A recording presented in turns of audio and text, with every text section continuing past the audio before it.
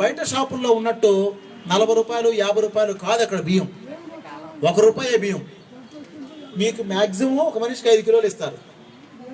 ఏమి 15 రూపాయలు, ముగ్గురికి 15 కేజీలు తీసుకున్నారనుకోండి, 15 రూపాయలు ఎవ్వరు చిల్లర ఎత్తుకుపోరు, 100 ఇస్తారు.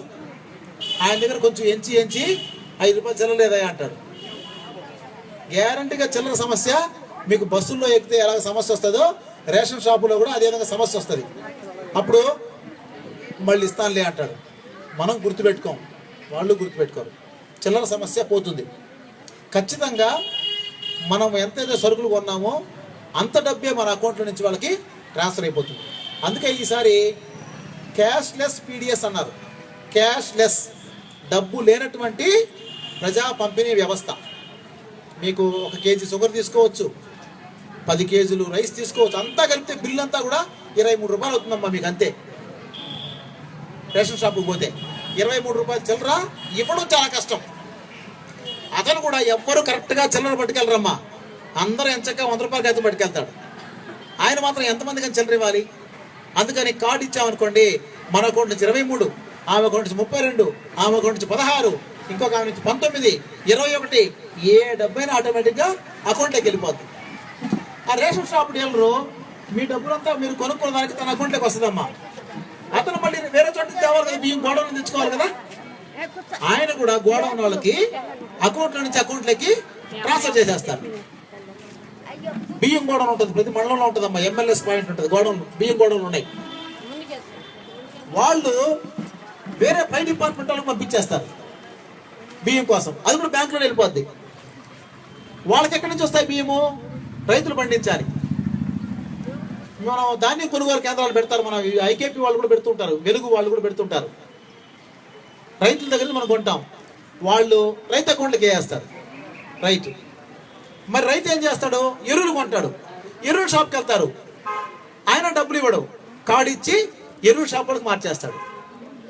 ఎరువుల షాప్ అయినా ఎరువుల కంపెనీ వాళ్ళకి మార్చేస్తాడు.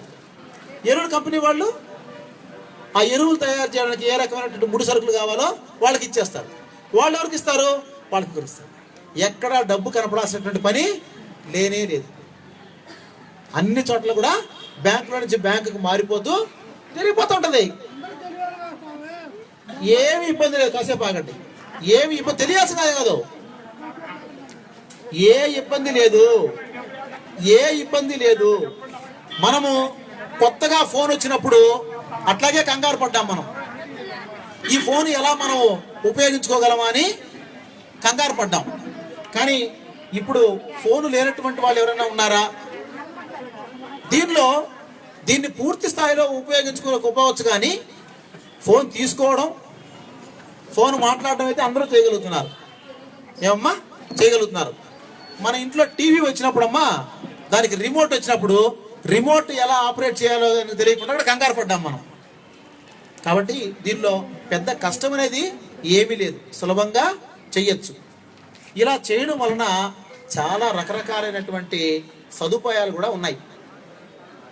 డబ్బులు మనం ఎక్కువగా పెట్టుకెళ్ళామనుకోండి, ఎక్కడికైనా జారిపోయే అవకాశం ఉంది, దొంగతనం జరిగే అవకాశం ఉంది, చిరిగిపోయే అవకాశం ఉంది.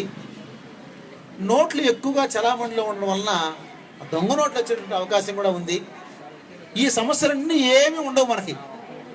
అన్నీ పారదర్శకంగా ఎంత డబ్బులు ఎప్పుడు ఎవరికి ఎక్కడ ఇచ్చామన్నటువంటి దానికి కూడా బ్యాంక్కి వెళ్ళి స్టేట్మెంట్ తీసుకోవచ్చు. ఇచ్చిన చోట అంతా కూడా మనకు ఒక రసీదు ఇస్తారు. ఏ భయపడాల్సిన పని లేదు. ఎప్పుడైనా సరే కొత్తగా అనిపిస్తుంది కాబట్టి కొంచెం ఆందోళన చెందుతున్నారు, కానీ ఇది మీరు చేయలేకపోయేంత పని అయితే కాదు. ఇంతకంటే చాలా గొప్ప గొప్ప విషయాలు, గొప్ప గొప్ప పనులు మీరు చేయగలిగారు. డ్వాక్రా గ్రూపుల్లో చేరినప్పుడు ఈ అసలు ఎలా లెక్క వేయాలి, వడ్డీ ఎలా లెక్క వేయాలి, నెలవారీగా ఇన్స్టాల్మెంట్లు ఎలా కట్టాలి, ఈ గ్రూపులు పొదుపులు ఎలా చేసుకోవాలి. ఫస్ట్ మిమ్మల్ని 15 ఏళ్ల క్రితం మన ముఖ్యమంత్రి గారు మిమ్మల్ని అందరినీ గ్రూపులుగా చేసి కూర్చొని పెట్టి మీతో మాట్లాడించి, ఇలా చేసుకోండి, మీ జీవితాలు బాగుపడతాయి, మేము ఇలాంటి సహకారం అందిస్తాం, మీకు రుణాలు ఇస్తాం, మీకు అవగాహన కల్పిస్తామని చెప్పినప్పుడు అప్పుడు మీరు కొత్తగానే ఫీల్ అయినారు. ఆ రోజున రోజుకు ₹1 చొప్పున పొదుపు చేసుకోండి అన్నప్పుడు అర్థం కాకుండా తలగీక్కున్నాలు ఉన్నారు. ఏంటి బాబు, ఇది లెక్కలు ఎలా మెయింటైన్ చేయబోతామని. ఇప్పుడు ఎంచక్క ₹1 దగ్గర నుంచి ఎంతో ప్రయాణం చేశాం. నెలకి 300-500 రూపాయలు పొదుపు చేసుకుంటున్నారు. ప్రతి గ్రూప్ యొక్క అకౌంట్లో కూడా 1.5 లక్షలు, 2 లక్షలు, 3 లక్షలు ఉన్నటువంటి వాళ్ళు కూడా ఉన్నారు. బోల్డ్ అంత డబ్బు గ్రామ సంఘాల్లో ఉన్నాయి, మండల సమాఖ్యల్లో ఉన్నాయి. అన్నీ మీరు ఎఫెక్టివ్గా మెయింటైన్ చేసుకుంటున్నారు. మరి డ్వాక్రా సంఘాల్లో ఉన్న సభ్యులు అందరూ పెద్ద పెద్ద చదువుకున్నటువంటి వాళ్ళ కాదు, కామన్ సెన్స్తో, అంటే వాళ్ళకున్నటువంటి పరిజ్ఞానంతో, ఒక అవగాహనతో చేసుకుంటున్నారు. కాబట్టి ఇదేం కష్టపడాల్సిన పని లేదమ్మా. మరి కొత్తగా రైలు ఎక్కేటప్పుడు చాలా ఆందోళనగానే ఉంటుంది. నాకు ఇంకా గుర్తు, కొత్తగా రైలు ఎక్కినప్పుడు దానిలో పడుకుంటారట, దానిలోనే అన్ని కార్యక్రమాలు తీర్చుకుంటారట. మరి ఎలా అవుతుందో ఏంటో, ఇంత దూరం ప్రయాణం చేయాలి అని ఆందోళనగానే ఉంటుంది. కొత్తగా బస్సు ఎక్కినప్పుడు అలానే ఉంటుంది, కొత్తగా విమానం ఎక్కినప్పుడు కూడా అలానే ఉంటుంది. గాల్లో వెళ్ళిపోద్ది, ఏమవుతుందో తెలీదు. ఒక్కసారి ప్రయాణం చేస్తే అన్నీ సర్దుకుంటాయి. ఇది కూడా అంతేనమ్మా. ఒక్కసారి ఒక షాప్కి వెళ్ళి దైనందిన కార్యక్రమం అయిపోతుంది. దానిలో ఏం భయపడాల్సిన పని లేదు. కాబట్టి మీకు తగినటువంటి అవగాహన, శిక్షణ అన్నీ కూడా ఇచ్చాం. అందరూ రూపే కార్డుని తీసుకోమని చెప్పాం. ఏటీఎం కార్డు రూపంలో రూపే కార్డు తీసుకోండి. తీసుకుంటే ఏ షాపులో అయినా సరే, అన్ని షాపుల్లో కూడా ఆ పాస్ మెషిన్ తొందరలో పెట్టేస్తారు. అంటే ఇప్పుడు మీ దగ్గర రూపే కార్డు ఉంటే కూడా చాలా షాపుల్లో ఆ పాస్ మెషిన్ లేదు తీసుకోవడానికి. అవన్నీ కూడా ప్రభుత్వం చర్యలు తీసుకుంటా ఉంది. అన్ని షాపుల్లో కూడా పెట్టుకోవడానికి బ్యాంకుల వాళ్ళే ఇస్తారు ఉచితంగా, దానికేం డబ్బులు కట్టక్కర్లేదు. ఆ షాపుల వాళ్ళు ఒక కరెంట్ అకౌంట్ ఓపెన్ చేసుకొని మెషిన్కి కానీ దరఖాస్తు పెట్టుకుంటే మెషిన్ ఇచ్చేస్తారు.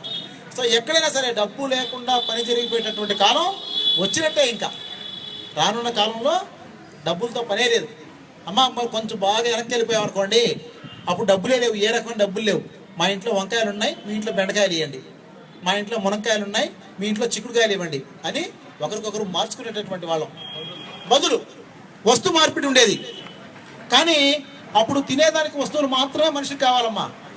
ఆ తర్వాత మనిషి జ్ఞానం పెరిగింది, వ్యవసాయం ఉత్పత్తి పెరిగింది, కొందరు ఖాళీగా ఉండడానికి అవకాశం కలిగింది.